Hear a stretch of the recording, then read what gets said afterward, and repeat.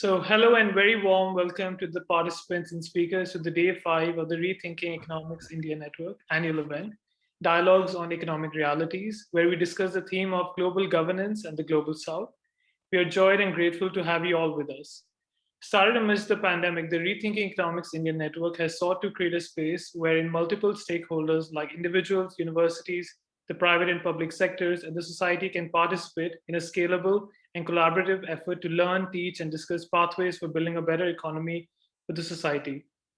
This event is a part of the larger annual event, Dialogues on Economic Realities, and marks the culmination of delivering numerous focused deliberations and projects within the domain of heterodox and pluralist economics in India, bringing together a consortium of voices from local and international think tanks, youth-led organizations, academics, and activists to ponder on and brainstorm on ideas and solutions for reshaping our understanding and the implementation of economic policies and theories. As the countries world over try to gain sense of the shambles of the pandemic, there is a need to interrogate the enduring questions posed by the broader context of the system of global governance and the international institutions. This session aims to understand and discuss the implications of the recently signed global tax framework by 130 countries. The framework aims to update the key elements of the century-old international tax system. The two-pillar package of the framework aims to ensure that the large multinational enterprises pay tax where they operate and earn profits while adding much needed certainty and stability to the international tax system. Pillar 1 will ensure a fairer distribution of profits and taxing rights among countries with respect to the largest MNEs, including digital companies. It would reallocate some taxing rights over MNEs from their home countries to the markets where they have business activities and earn profits, regardless of whether firms have a physical presence there. The Pillar 2 seeks to put a floor on competition over corporate income tax through the introduction of a global minimum corporate tax rate that countries can use to protect their tax bases.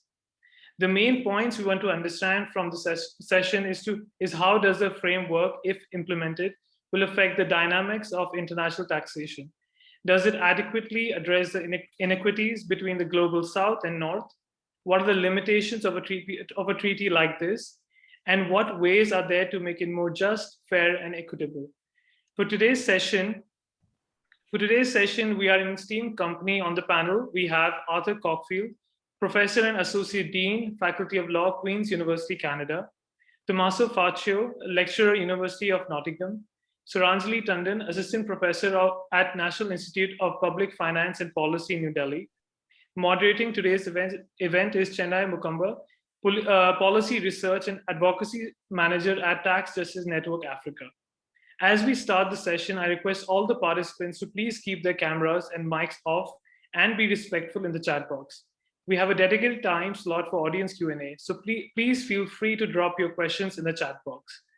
Without further ado, I will hand over the session to the moderator.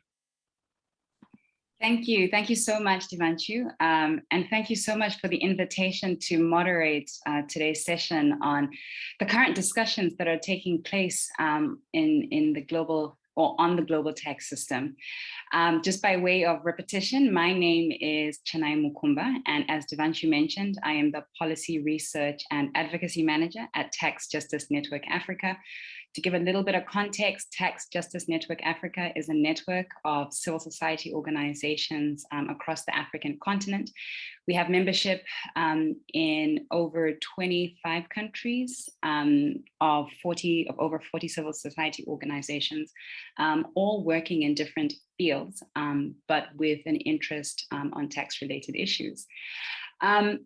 The two things we try to do as an institution is do work related to promoting progressive taxation systems, as well as curbing the flow of illicit financial resources. And so I'm really, really excited to be a part of this conversation with this really esteemed panel.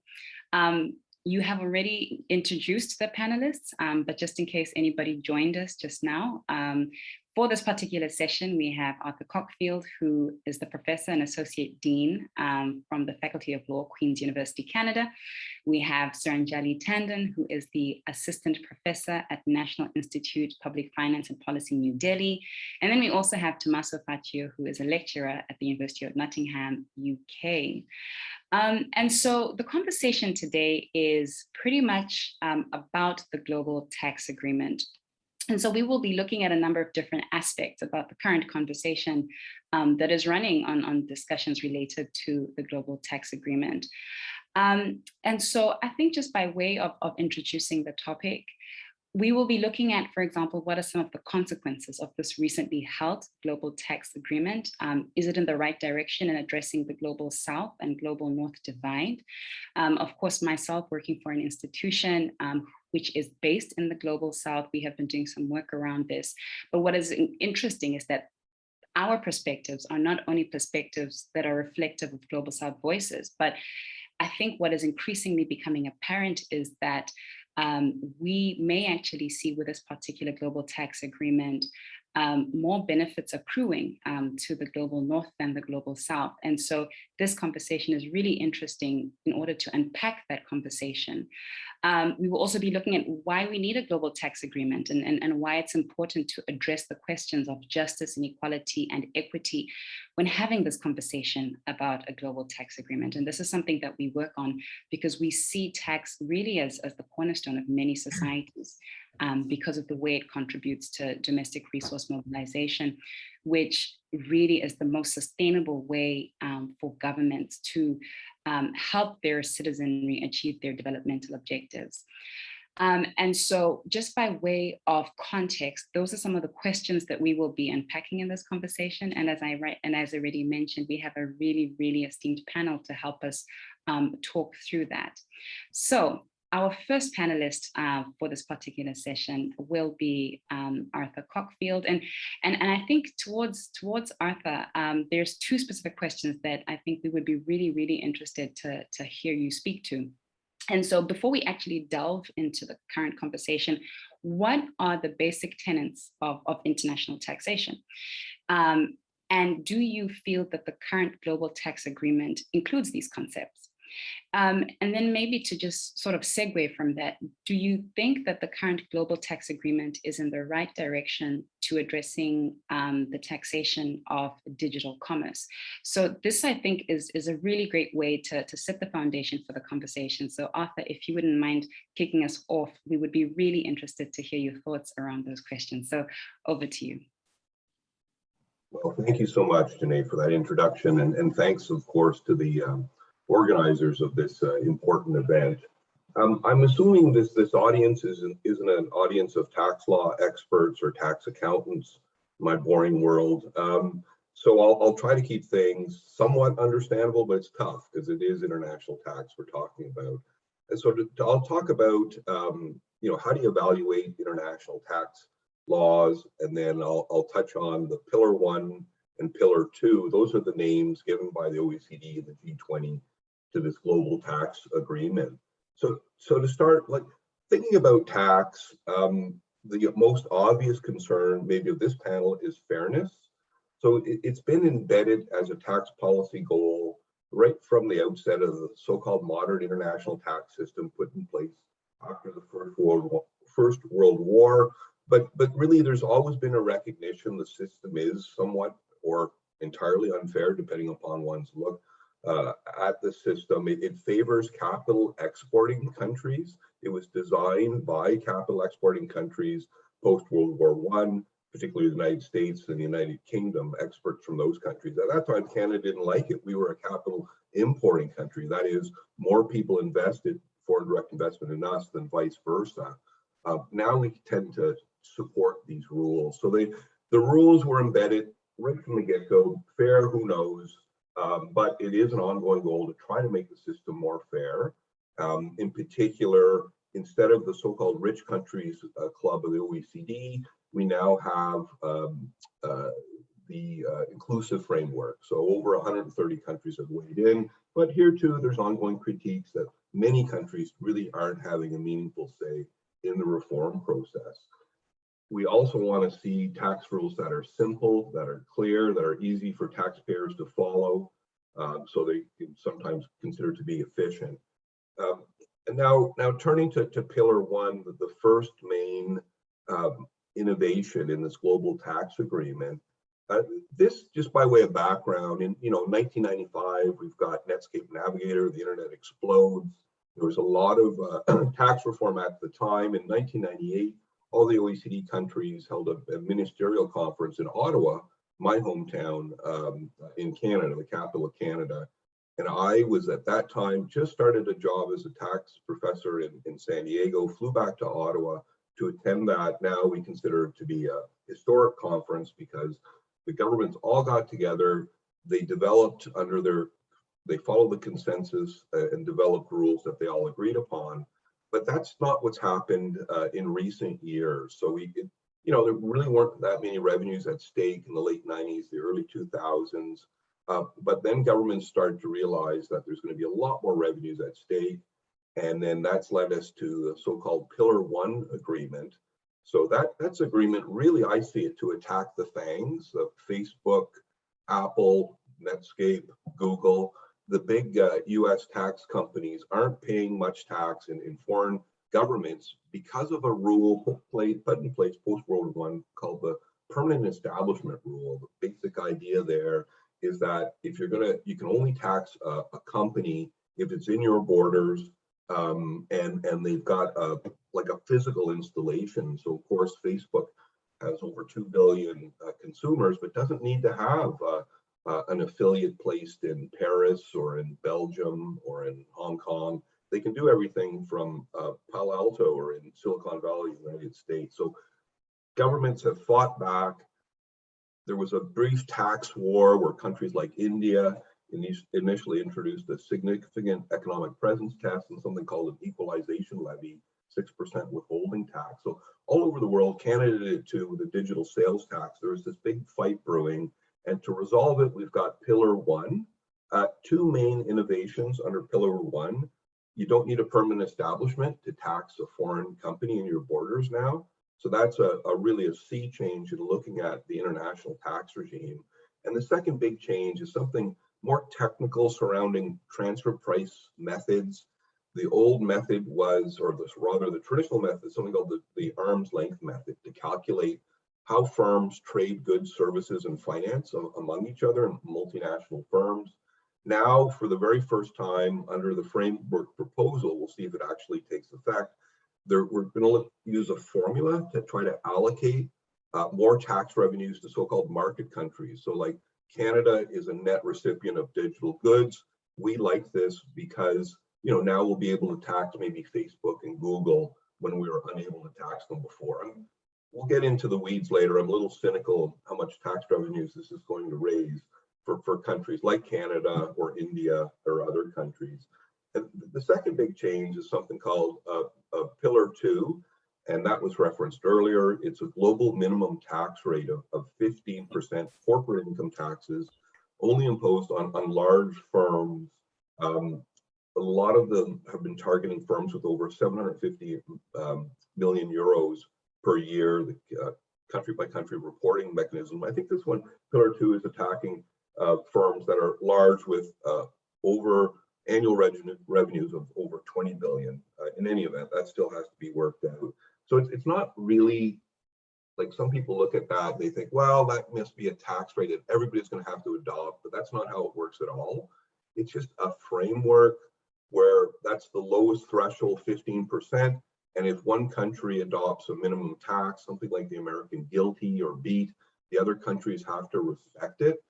Depending upon one's perspective on this issue, it's either toothless or, again, another sea change in thinking about how to allocate revenues away from wealthier capital exporting countries like the United States to market jurisdictions, places where there's lots of consumers gobbling up these goods and services. Maybe they're gobbling up hundreds of millions or billions of dollars each year, and governments like India and Canada have been unable to tax them. So the global minimum tax rate is, from a tax sovereignty perspective, I think it really is a momentous historic occasion. The In international tax, it's weird within public international law. We don't have multilateral institutions for the most part, at least that can bind nations, nothing like the WTO. Instead, we've got over 3,000 bilateral tax treaties. So Canada has 90 of them, one with India, one with Hong Kong, one with China, one with United, and on and on. It's very cumbersome and a complex system. But that arose because governments were jealously guarding their fiscal sovereignty. They didn't want to let other countries tell them what to do, including tell them what corporate income tax rates to use. So even within the European Union, they couldn't agree on for corporate income tax rates to coordinate or harmonize them, despite 20 years of reform efforts in that direction. So to me, this is a big deal. I will mention there are critics in my country, Wei Kui at University of British Columbia, who says, no, Art, you've got it wrong. It's not a big deal, and we're tricking countries. And China likes this because they'll be able to, keep a very low rate tax and exploit other countries and so on. So we'll see how that works out in the end. But, so the bottom line is we've had both. We started out with thinking about what is the ideal tax system. Part of that is the fairly share tax revenues when there's a multinational operating in more than one country. And now we have these two new proposals, Pillar 1 and Pillar 2 by the OECD and G20, trying to more fairly share revenues, trying to tamp down on that tax war where countries like India and Canada were developing unilaterally their own aggressive tax innovations. Digital services tax, I mentioned in India, significant economic, the reforms. India, incidentally, was the government that was the most aggressive in the late 90s to counter the OECD reforms that, again, at that time were thought to favor global e-commerce exporting countries and capital exporting countries. So India has been really, at that point, it had a large voice in trying to push back on some of the OECD proposals. And it's possibly lessened its voice in recent years. And maybe China is a more prominent critic because in the earlier reforms in the early 2000s, China said nothing. In any event, this is a big deal to governments around the world. They watch developments in these large market countries, the biggest obviously on the planet, India and China, to see what's happening there and to try to make sure that the system's not messed up by too many tax innovations, again, from Canada, India, and elsewhere. So that's it. Thank you, Arthur. Thank you so much for, like I said earlier, laying the foundation for this conversation. And like you rightly indicated, there's a lot of really differing, there's a lot of different views, right, in terms of what different institutions, people, countries think about this current global tax conversation. And so thank you for sharing yours. And so I'm going to now go over to Suranjali Tandon. And Suranjali, I'd be keen to know how this is going to impact developing countries. Suranjali, over to you. So I just want to say that, the fact that we're spending our Saturday afternoon or evening thinking about this means it's a pressing issue. I think going with the theme of this organization, which is economics, I think it's time to sort of step back and think about what tax really means in the whole macroeconomic framework.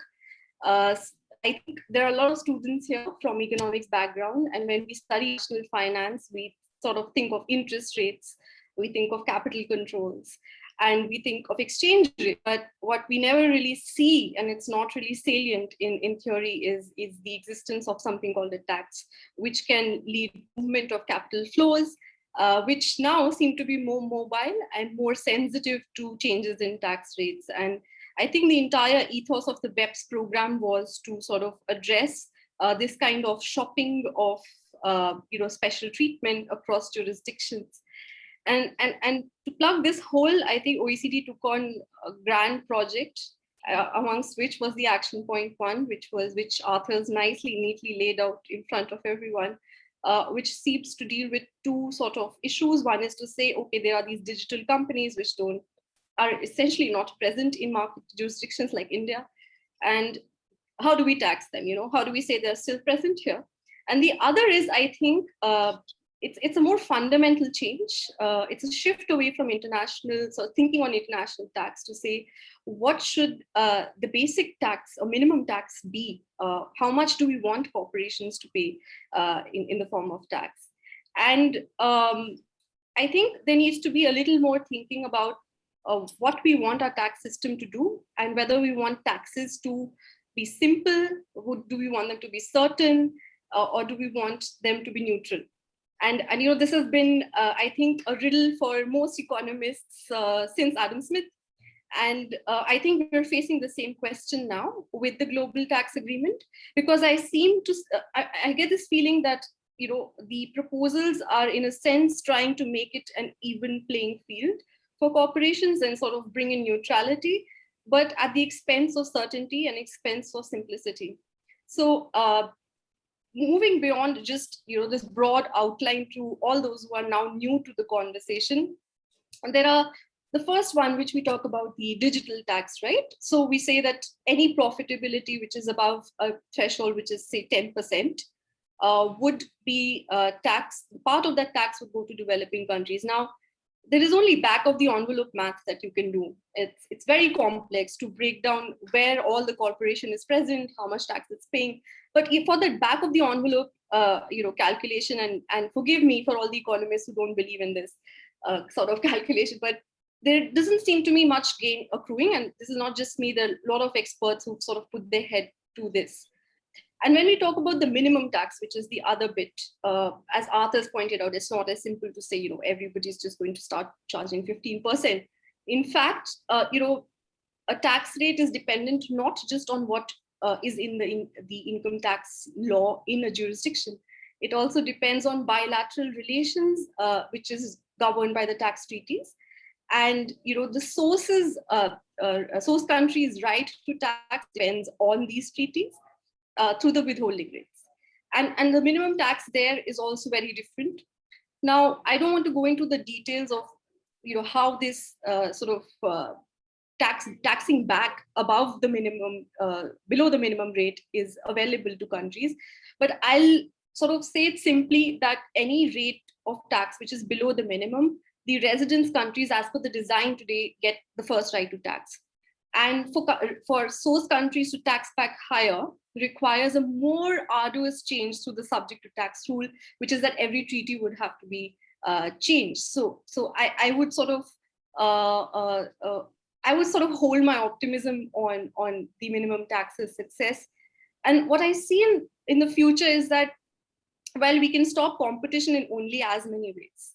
So you can stop competition in terms of sourcing your income. But in the long run, you can even change the patterns in which companies decide to residence themselves. So by the very design, if there are countries that sort of decide to step out of this minimum tax, which seems to be optional at the moment, then what stops the corporation in the long run for choosing a low tax jurisdiction as its residence, which doesn't apply minimum tax? So I'm not going to add more heavy details to this, but I would say that there's a restricted sort of gain in my view. And there's obviously UN working on a simpler proposal, which may not be acceptable to everybody, but a simple withholding tax perhaps is something to mull over. But I'll stop there. Thank you so much. Great. Thank you so much, Suranjali. So we will come back to you should there be any questions. And I think the organizers indicated that please go ahead and put any questions that you may have in the chat box. I can already see that there's a question from Samriti, so we will come back to that right at the end. But thank you so much, I think, Suranjali, for giving us those comments. I liked the phrase you used, you're going to hold back your optimism. And I thought that was really neatly framing your thoughts, I think, in response to my question about how you feel that this tax agreement is going to impact developing countries. So thank you so much for your comments there. And so now we are going to move swiftly to Tommaso Faccio. And I think, Tommaso, so the questions that I think we'd like to pose towards you are, what limitations do you see in the agreement? Do you feel that it adequately addresses the problems of tax havens, tax avoidance, etc.? Really, really keen to hear your thoughts on this. And I think similar to Suranjali, you've got about 10 minutes. And then, like I said, to everybody listening, we will have questions. So Tommaso, over to you. Thank you, Chenai, and thank you, the organizer, for the invite. So I'm going to start with some of the, trying to see a glass half full. And I think that's about, as a society, we see that, or we have decided that stopping tax competition is a positive thing. Many people argue against it, many people argue in favor, but it seems that at least as part of the international community, because we need to remember there's 139, 140 countries at the inclusive framework, but there's not all the countries. There's many countries, particularly low-income developing countries, that not participate in this discussion at all. So a quite significant part of Africa is completely not involved in these negotiations. But a large part of the international community, and also in terms of kind of the society, we think that tax avoidance is something that needs to be addressed, and we also think that tax competition is something that needs to be addressed. Also, as Arthur mentioned at the beginning, something quite innovative is, for the first time, we're looking at the global profits of multinational as a whole. The system is more than a century old, and that was developed by a restricted number of countries for international businesses. So it was a Argentinian company selling products into England. Now we are in a globalization, and these are global firms. And so for the first time, we're looking at distributing a share of the global profits. So these are the positives. The negative are around the lack of ambition, and now the ambition has been narrowed down over time. And actually what developing countries want, and what is currently being reflected in the current proposals. So on Pillar 1, there was the initial discussion was about taxing the digital businesses, but then the US thought, well, you can't just tax digital businesses. Basically, that means taxing us. And so they needed to find a way around it. Developing countries represented in the inclusive framework by the G24, International Governmental Group of 24, which includes India and many other emerging economies, put forward a proposal to reallocate all the profits of multinational through fractional apportionment. So taking global profits and simply distributing through a formula. The UK made another proposal, much more narrow, around trying to reflect the user value of the digital businesses. The US made another proposal looking only at the businesses with marketing intangibles, because sharing the pie of taxing right means exchanging revenue. And so countries are happy to receive revenue, but not so happy when there's a chance to reallocate or redistribute revenue. And so the current proposal has actually been narrowed down to only about 100 multinationals. So the regional plan would have been at least all multinational above 750 million euros. So more than 2,000 businesses were potentially in scope. So now we're going to have only about 100 multinationals. Only a tiny fraction of profit will be redistributed. And that, apart from theoretically being very difficult to understand the rationale, politically understandable from if countries do not want to budge and do not want to put more on the plate, but that's going to result in a very tiny amount of money to be redistributed, about $10 billion. That's the kind of the estimate. Pillar 2, much more promising. This applies to all multinational over 750 million. Before, in the Trump era, there was the kind of the rate that was talked about was 12.5, and even that there was talks about reducing even further. Biden comes, push for a much higher rate, 21%, but it doesn't get the support even of the G7 in July, so that is now left with at least 15%. It doesn't mean that countries cannot unilaterally increase it, because we're seeing at the moment in the US, the national legislation going through, the current rate is around 17%, but we don't know what's going to happen. But the point here is that we have a pot of money, quite big, can be up to $200 billion, which needs to be taxed. But the question is, how are we going to tax, and who's going to get the money? And the current rule, which are applied by most capital exporting countries, are control for a company's rule, and that means the tax will be the under-taxed profit currently sits in tax haven will be taxed in the home country multinationals, which is great for the home country multinational, but it doesn't really help countries in the global south. So what countries in the global south, those that are included in the legislation calling for? Well, they're calling for a revision of tax treaties to make sure that they can apply a withholding tax on payments, base eroding payments, for example, like payment of services, payment of royalties, interest, digital services even perhaps.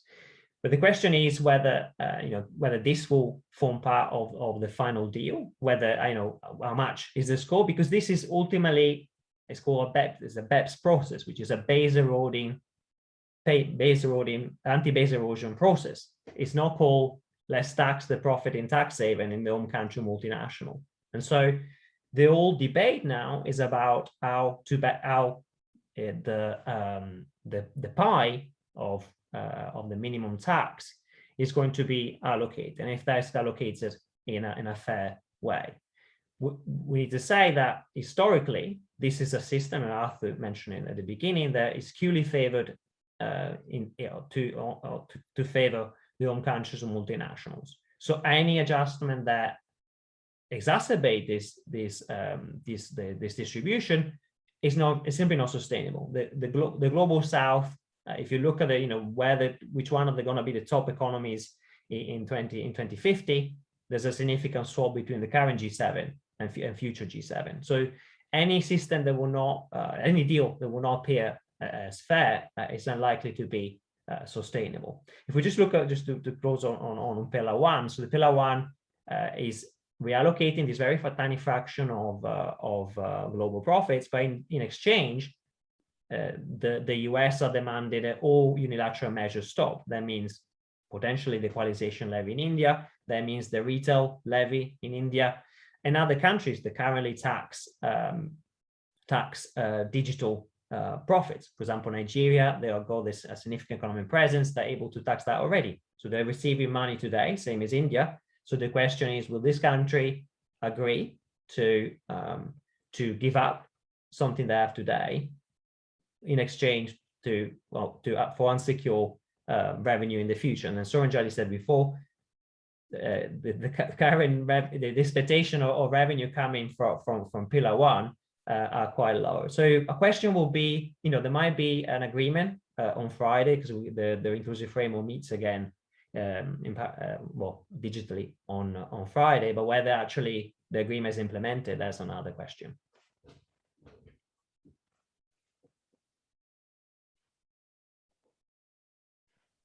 Okay, there we go. It's having a bit of difficulty unmuting. So thank you so much for those comments. I think Tommaso and to all three of you, I really appreciate hearing the sort of different nuances to the current conversation, because as was mentioned by organizers, this is a conversation that has really captured, I think, the conversations of not just sort of people who are traditionally in sort of tax-related spaces, but even those from outside, because like again, the organizers mentioned, there's a lot of conversations around the way in which the current discussion will contribute to issues such as justice and equity, etc. So thank you all for your different thoughts and comments. So I think I mentioned we do have already one question, but I'm happy to pose a couple of questions as well, but also encourage those who are part of this conversation to please go ahead and put some questions within the chat. We have some really esteemed panelists, and I think this is a really great opportunity to pick their thoughts.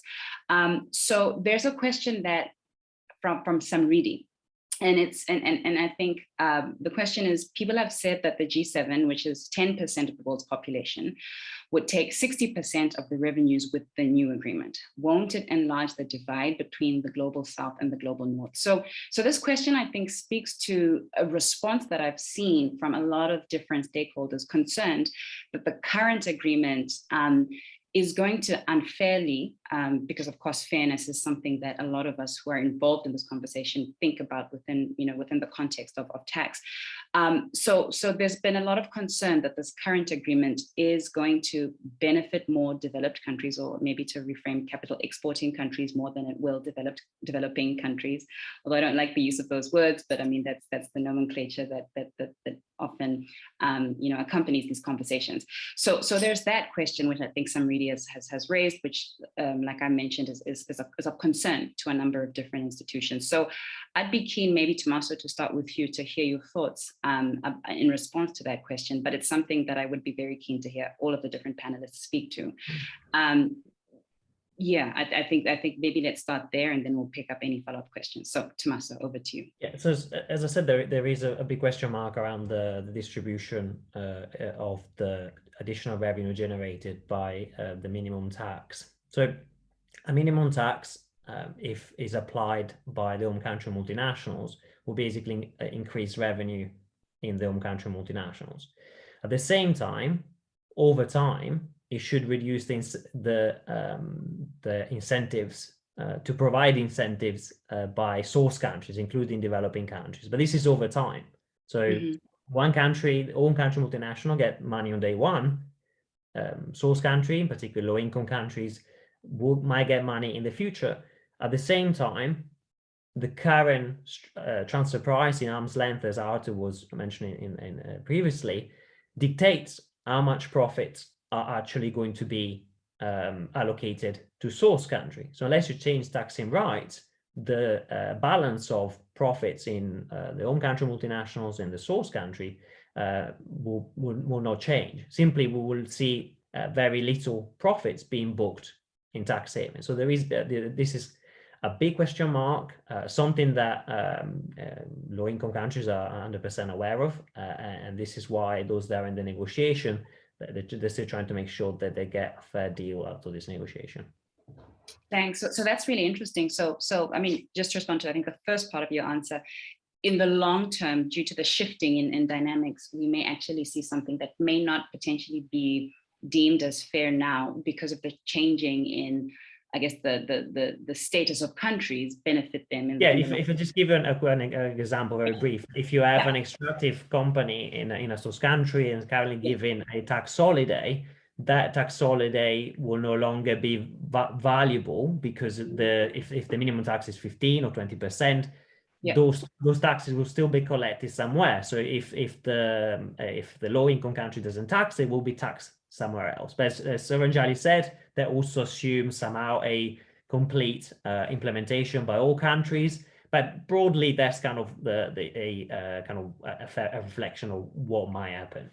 Awesome, great. Suranjali, over to you. What are your thoughts? Yeah, so, I think there needs to be a little bit more thinking. I think this is a very rushed process. I repeatedly, 100-year-old system. Well, you can't fix anything that's 100 years old in 2 years. But leaving that aside, I feel that there needs to be a thinking on what each country wants from this, and what the metrics is, as in what is the benchmark from which the concept of fairness and adequateness of the new tax policy is evaluated. So, for example, India already has its equalization levy. Now, the policymakers need to think of whether amount A is enough for them, whether tax incentives have run their life and they're no longer useful, what are the tax incentives they want to get rid of, and as Tommaso said that, well, the things are going to change. I mean, it's not a static. Any economic change results in a dynamic process. And it could be so that in the process of collecting more revenue, there's a shock to the base. So there needs to be, I think, a long-term thinking of where this is going. And even if we think in terms of 10% being the benchmark, return, do we want this to hold in the future? And how do we want to share the revenues? And I think ATAF's submission was very interesting to say, well, nothing under 30% of this profit would be fair. And that again leaves the question of source versus residence, which is the fundamental question underlying international tax as to who gets how much right to tax. And I think even if today we agree to something that the OECD is putting out, 6 years, 7 years, 10 years down the line, we'd all have to go to the table again and reevaluate how this works. So I think it's not a one-shot end, and it's a dynamic process. And I mean, the comment in the chat box, of course, I mean, these are the kind of views that you do hear frequently, that the gains may not be adequate. But again, as I said earlier, the reference point needs to be where we are. So is it that we want to look at the situation from where equalization levy is already in place, or prior to equalization levy when no companies were present in India? So yeah, that would be my comment to the question. Great, thanks. Arthur, keen to hear your thoughts. Arthur, you're muted, sorry. I was saying that I'm also a little cynical that we're going to see major revenues come out of these reforms. As Tommaso indicated, the pillar one's not affecting too many multinationals. There's been some analysis from the International Monetary Fund. Really, the only governments that are going to be adversely impacted are likely the United States and Germany, both large centers of technology export. So they're going to take a minor hit to some of their multinationals, and then we'll see the sprinkling of some of the revenues to the market jurisdictions. In Pillar 2, I guess folks are anticipating, assuming the framework is implemented, that we'll see a rise of minimum taxes very similar to the American GILTI, global intangible low tax income, and BEAT, base erosion anti-abuse tax. So the ones for outward foreign direct investment, ones for the inward foreign direct investment, the BEAT is.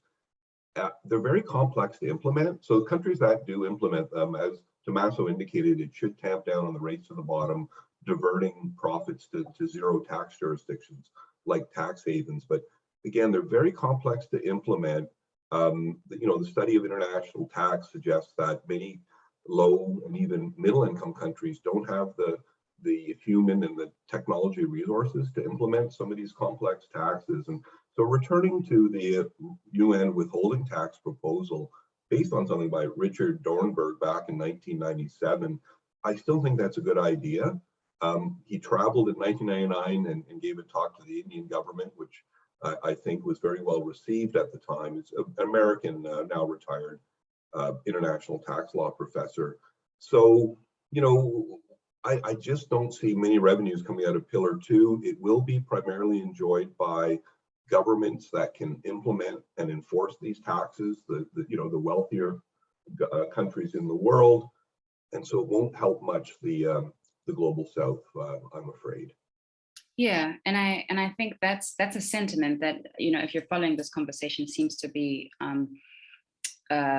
agreed to, by various institutions. But I wanna stick with you, Arthur. There's a question that's come in that I think I'd be interested to hear your thoughts from Amrita, and I'm gonna ask Bitsy both of those questions. Oh, she's got 3 questions. Okay, so I'm going to put 2 of them together and then come back. So she's asking, to what extent does the agreement address the effective minimum tax rate?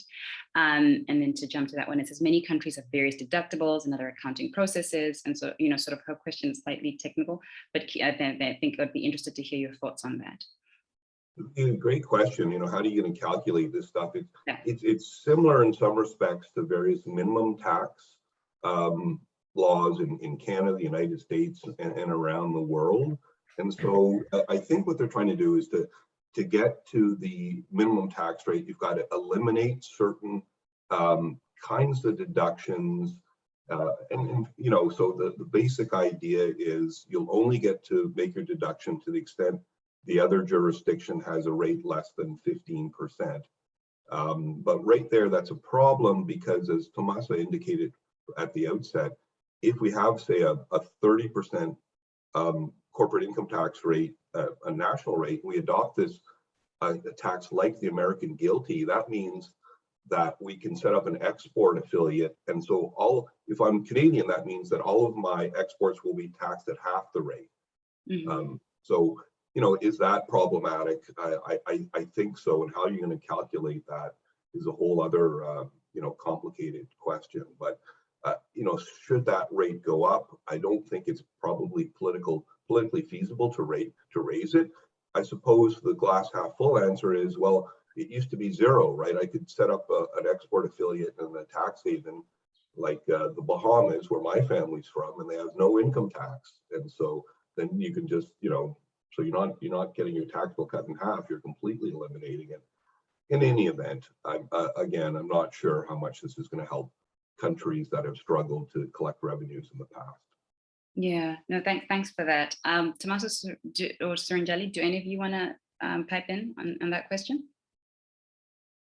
Okay, so there is another question that I think Suranjali... If I can just, sorry. Yeah, I absolutely. I think I would say that these are kind of the details that will ultimately make or break any measure, and how exactly the rule is, loopholes, how you calculate effective tax rate, whether you allow for losses, previous losses to be taken into account, or whether you ignore them, which what kind of carve outs you include. So these are all things that are under negotiation, and of course these are all things that those that don't want multinationals to pay tax will push to make sure that those loopholes remain in place. So I guess this is will suggest that a minimum tax can be quite weak. At the same time, if I look at the US and their proposal to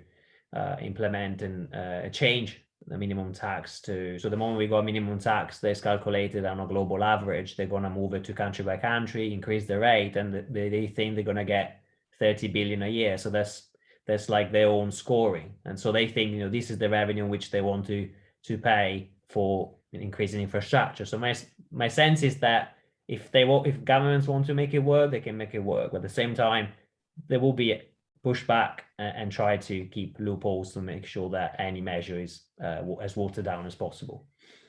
Absolutely. Suranjali, do you want to add anything to that?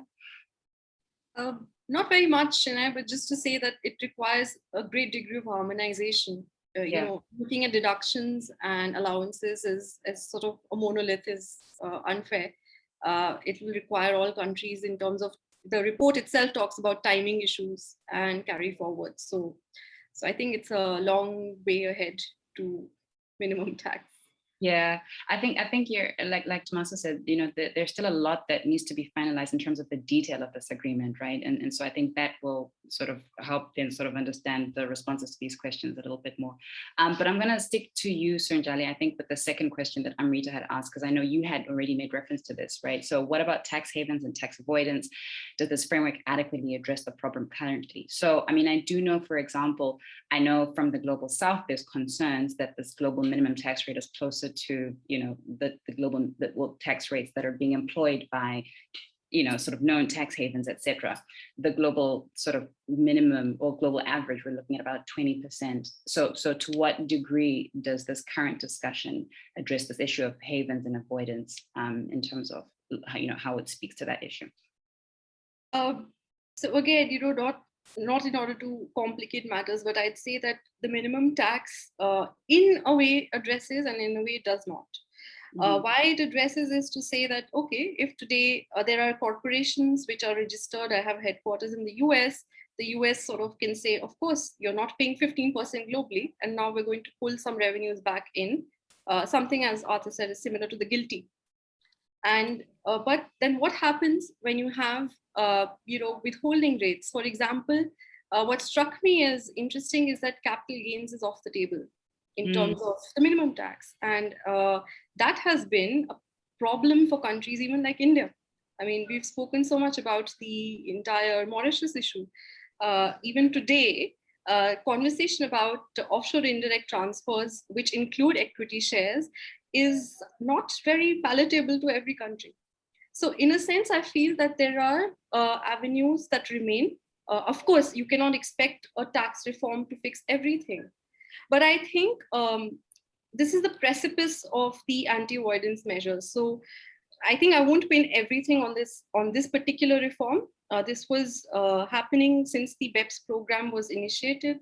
I think what was interesting was under the MLI, the principal purpose test and its wide adoption as an anti-avoidance measure into treaties was the first step towards countries acknowledging that tax havens are doing things that are not acceptable. The harmful tax practice, however thin it may have been in terms of regimes that it captures, also speaks to this. So I feel like the pillar 2 is the precipice of that thinking. It's not going to fix very much because, again, there are optionalities. and there are exclusions of certain kinds of income. But hopefully, to some extent, if implemented by all countries, now that's a big caveat, it'll address the problem. Awesome. Arthur, I saw you nod your head right at the beginning of Suranjali's comments. Do you have any thoughts? Well, actually, I don't want to distract us, but with respect to tax havens and the question of tax justice, Chenai, your main area, this is a drop in the bucket. I also do research looking at tax haven data leaks like the Panama Papers since 2012, worked with the International Consortium for Investigative Journalists.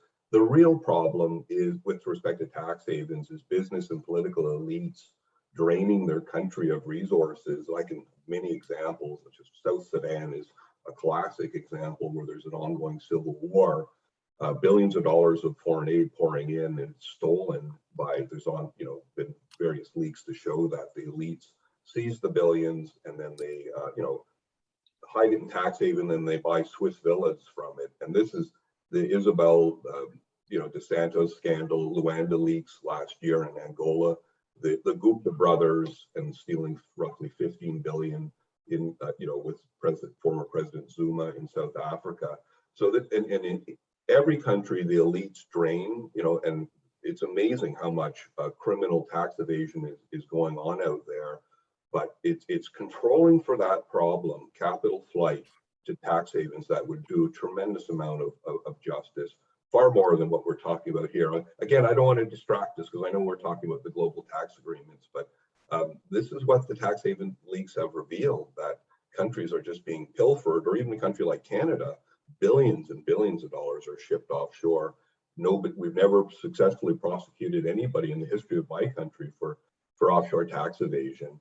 And nor has a big country like India, from my research. So, that's a problem. I don't want to distract us too much, but I just thought I'd throw that in there. No, but I think that's an important part of the conversation, right? Because I think you have a lot of people who are preoccupied by that particular strand of the conversation that are, speaking to this conversation. So I think it's important to also touch on that. And so I'm gonna stay with you, Arthur, just because I think right at the beginning of this conversation, you indicated that not everybody who is a part of this, is necessarily a tax expert. So we have Sashi who's asked a question. There are no stupid questions. This is a platform for learning as well. But Sashi is asking, I don't know if you can respond to this, or maybe Suranjali, because it seems India specific, but does India receive these revenues in Forex, either dollars or euros? I mean, I'm happy to sort of throw that to you. And then, happy to continue the conversation. I suspect it's a question asking, I guess, the currency. Well, complicated question in international tax law, because you've got hedging strategies to control for currency changes. But I think it's just Indian rupees. The Indian government would have everything converted into its own currency, the prevailing rates, and so it's paid only in Indian currency. Okay, great. So, is that correct, Suranjali? I can see you nodding. Yes, in agreement with Arthur. Okay, great. And then we've got, so I know we're sort of drawing to the end, but I'd be keen to hear this thought. I think, let's see, Tommaso, do you want to answer that question about crypto impact? How does sort of the conversation about cryptocurrencies impact these tax agreements? I don't know if you've got any thoughts on that. So the tax agreements are not going to cover any cryptocurrency business if there is such a thing. The threshold are quite high. So this is something that, I mean, the world is coming together to try and understand how to actually get people that trade in cryptocurrency report to the tax authorities. And I think some countries are taking steps, but this is still something that's almost like is even a new area, but I think that the value is significantly lower than the amount at stake in relation to multinationals' overall global profits. So something I would just add on what Suranjali and Arthur said. I think depending on how you see this, if you see this as the end of the road, then 15% or at least 15% is almost like it's got potential risk to incentivize a race to the minimum. But at the same time, you can see this is a starting point. As Arthur said, it was 0 before, this is 15. We can try and get to 25. I'm the Secretariat of an Independent Commission for the Reform of International Corporate Taxation, which argues to 25% should really where we should get to. So, but there's a political question. It's nothing to do with the economics or other incentives. Is about what are the politics, and and this is each country will have to have their national conversation and bring their own views on international forum. But this, in the minimum tax can be done unilaterally. So India can decide to raise the minimum tax to a higher rate, can decide to keep it to the minimum if they sign to this agreement. And so, this, I think things have changed quite dramatically. We saw we had a kind of score race to the bottom, both in nominal and effective corporate tax rates, and which meant that we had 40% as a global average that you mentioned, Chenai, now is around just above 20%. That doesn't, there's no like a law nature, but as Arthur said, it's about capital flows. And so, can we get back there to a 40%? Maybe not in this close distant future, but maybe we can start a race to 25. Yeah, I think absolutely, because like Arthur mentioned, I think within the tax justice space, it is largely a political question, right? This conversation, because I think sort of the analysis of the different analyses that I've seen sort of agree in terms of the allocation, in terms of who will likely benefit, at least in the short term, who will likely benefit most. But this conversation around, so do we agree to this now in the hope that it changes later, or do we just completely not agree to this and sort of have a conversation about where we want to be, is one that I can see different constituencies are having. Okay, so I can see that we're sort of hedging towards the end time. So Devanshu, because I know you've written to me that we've got a little bit more time. Did you want to maybe give a little bit more information about this particular session?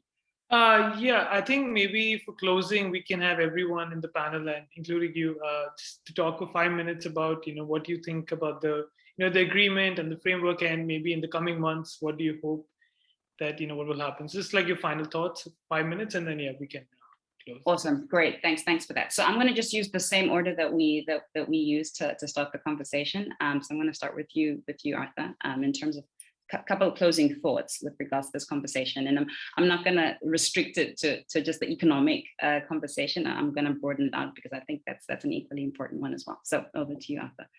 I mean, I'm just hopeful we'll see the implementation of the framework. It's still up in the air. We've got bodies like the U.S. Congress with Republicans saying there's a global tax and a one world government. So it may not be successful in the legislatures of many countries, and if it doesn't pass the U.S., then it's likely sunk. So I just hope it gets through the political process, and it's a starting point. It's imperfect.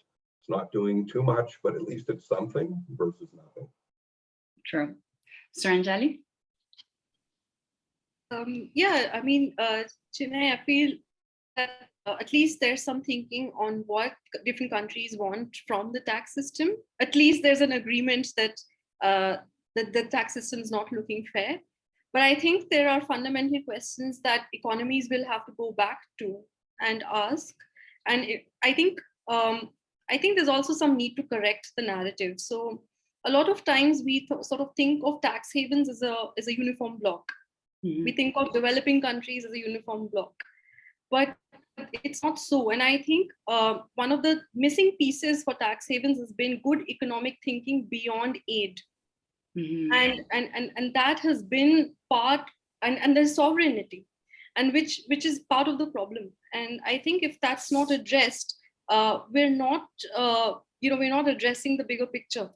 It's just to say we want quick fixes to the revenue that's shrunk because of very many reasons. So I think that's required. The other thing I find interesting is that IMF has done some work on minimum alternate taxes that exist already across the world, including which India has. And perhaps an evaluation of whether these work at all. I mean, there are lessons to be learned for a global minimum tax from domestic minimum taxes. So there are fixes at the moment. So I think some of the questions that are more fundamental to economies on incentives, on minimum taxes, on what a fair tax system looks like needs to be addressed. But definitely this brings 130 countries, it's historic to think about something and be on the same page. So my conclusion in most of my thinking has been that it's always easier to do something which is simpler, which is like a withholding tax. So if today even countries, if they move unilaterally to implement a digital services tax, nothing prohibits from converting into that a company can receive credit for in its residence country, and we can stop at that rather than having to build a system which will be hard to handle in the future. So I'd wrap up my thoughts with that.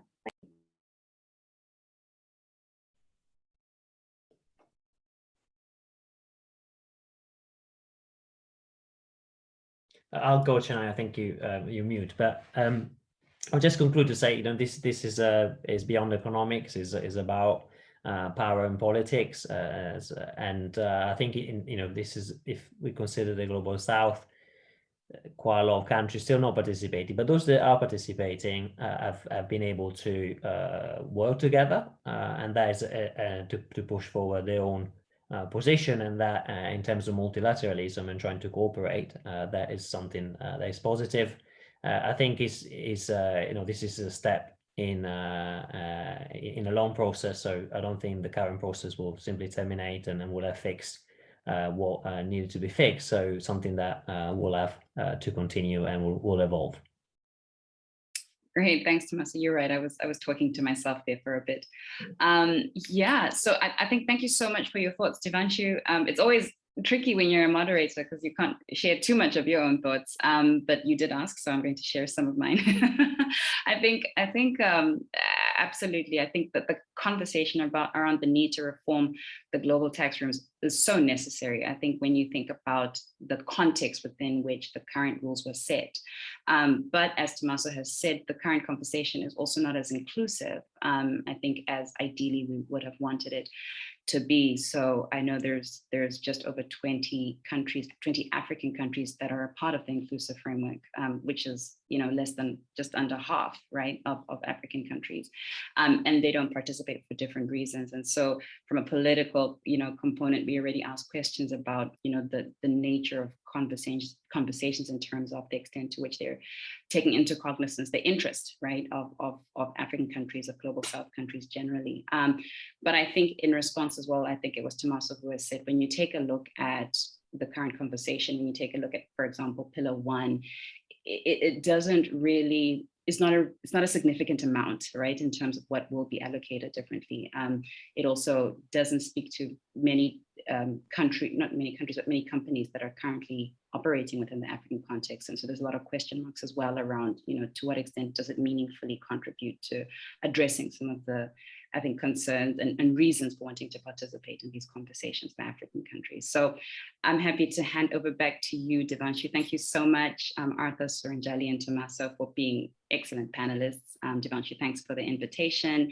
So I'm happy to hand over back to you and look forward to further conversations about this. Thank you, Chenai, for being a wonderful moderator, and to Arthur, Tommaso, and Suranjali for your insightful opening comments and the discussion that followed. Yeah, thank you all for joining us for this but really interesting session. I think we learned a lot about this agreement, the tax, what are the implications, and hopefully in the coming weeks we'll learn more what's going on. So thank you all to the panelists, thank you to the participants, and we'll be back. The final day for our Rethink Economics annual event will be happening tomorrow, which the discussion will be involved around curriculum reform. So we hope to have you all with us. Thank you all. Thank you. Thank you. Bye, everyone.